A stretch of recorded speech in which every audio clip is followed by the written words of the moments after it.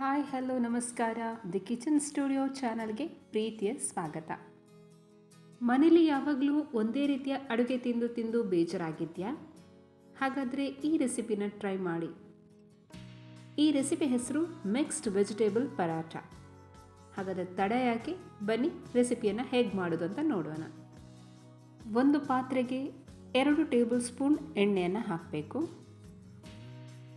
ಎಣ್ಣೆ ಬಿಸಿಯಾದ ಮೇಲೆ 1 ಈರುಳ್ಳಿ ಮತ್ತು 4 ಎಸಳು ಬೆಳ್ಳುಳ್ಳಿಯನ್ನು ಸಣ್ಣದಾಗಿ ಕಟ್ ಮಾಡಿ ಹಾಕಬೇಕು. ಇದು ಎಣ್ಣೆಯಲ್ಲಿ ಸ್ವಲ್ಪ ಹೊತ್ತು ಫ್ರೈ ಆಗಬೇಕು.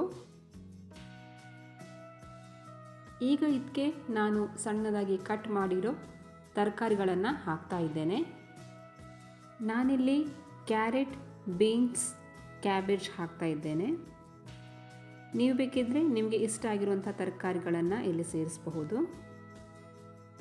ಇದೆಲ್ಲದನ್ನು ಒಂದು ಸಲ ಚೆನ್ನಾಗಿ ಮಿಕ್ಸ್ ಮಾಡಿ ಮತ್ತು ಬೇಯಲಿಕ್ಕೆ ಬಿಡಬೇಕು.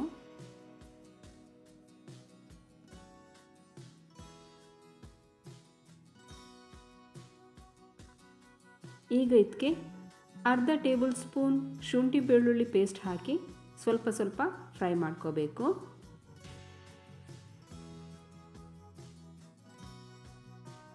ರುಚಿಗೆ ತಕ್ಕಷ್ಟು ಉಪ್ಪು, 1 ಟೇಬಲ್ ಸ್ಪೂನ್ ಖಾರದ ಪುಡಿ, ಅರ್ಧ ಟೇಬಲ್ ಸ್ಪೂನ್ ಧನಿಯಾ ಪುಡಿ, 1/4 ಟೇಬಲ್ ಸ್ಪೂನ್ ಅರಿಶಿನ,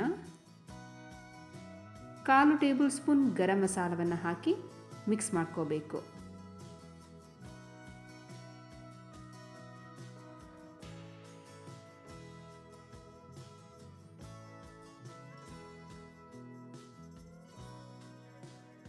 ಈಗ ಇದಕ್ಕೆ ಬೇಯಿಸಿದ 1 ಪೊಟ್ಯಾಟೊ ಮ್ಯಾಶ್ ಮಾಡಿ ಹಾಕಬೇಕು.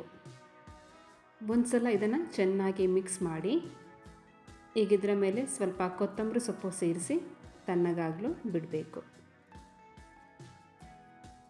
ಇದು ತಣ್ಣಗಾದ ಮೇಲೆ 2 ಕಪ್ ಗೋಧಿ ಹಿಟ್ಟನ್ನು ಹಾಕಿ ಸ್ವಲ್ಪ ಸ್ವಲ್ಪ ನೀರು ಸೇರಿಸಿ ಪೂರಿ ಹಿಟ್ಟಿನ ಹದಕ್ಕೆ ಮಿಕ್ಸ್ ಮಾಡ್ಕೋಬೇಕು.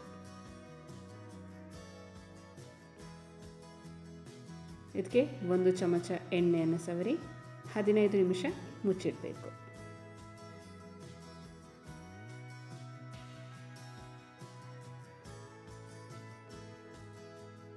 ಓಕೆ, ಈಗ 15 ನಿಮಿಷ ಆಗಿದೆ.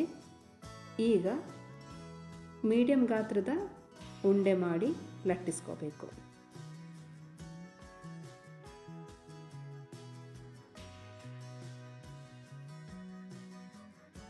ಈಗ ಕಾವಲಿಯನ್ನು ಕಾಯಿಸಿ ಕಾದ ನಂತರ ಪರೋಟವನ್ನು ಹಾಕಿ ಅದರ 2 ಬದಿಗೂ ತುಪ್ಪ ಅಥವಾ ಎಣ್ಣೆಯನ್ನು ಸವರಿ ಚೆನ್ನಾಗಿ ಬೇಯಿಸ್ತಾ ಬಂದರೆ ನಮ್ಮ ಡೆಲಿಷಿಯಸ್ ಆಗಿರೋ ಮಿಕ್ಸ್ಡ್ ವೆಜಿಟೇಬಲ್ ಪರೋಟ ಸವಿಯೋಕ್ಕೆ ರೆಡಿಯಾಗಿದೆ.